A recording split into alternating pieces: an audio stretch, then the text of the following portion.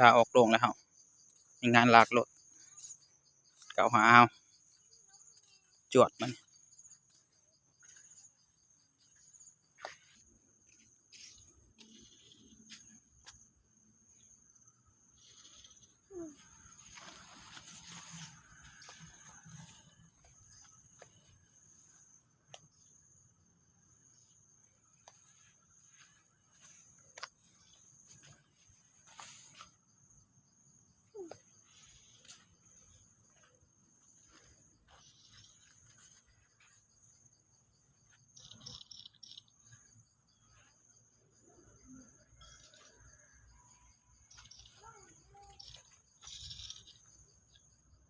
ทุกคนขึ้นแล้วดึงขึ้นมาได้แล้ว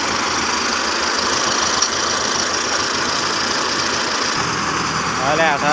เอาม็อกเนาะนี่กับตัวแรงเขา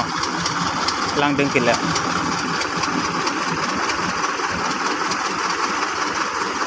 บริทายตอนดึงเด้อโอ้ไว้เนาะอุมาซอยกับสีข้าคือกันลมแห้งดินทรายน้ำตะไล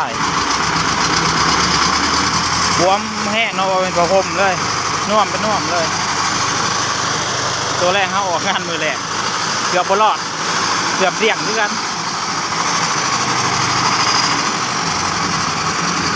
ต่อไปเอาหมอกเอาเจ้าคุณปูออกเมื่อเนาะนี่จะว่าเจ้าคุณปูอะไรรอ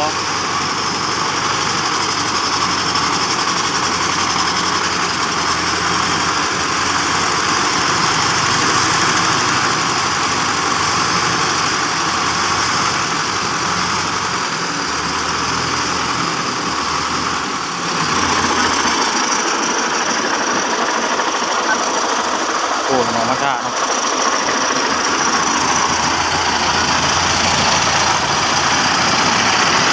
ในเบิ้งดินมองรถเท่าเหยียบนวมๆเลยเนาะเกือบเป็นข้างกันนี่จะว่าเจ้าคุณปู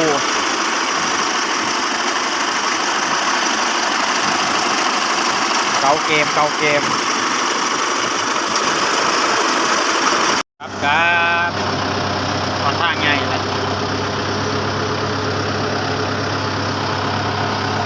ตัวละหดเติมเปอร์เซ็นต์ออกมาได้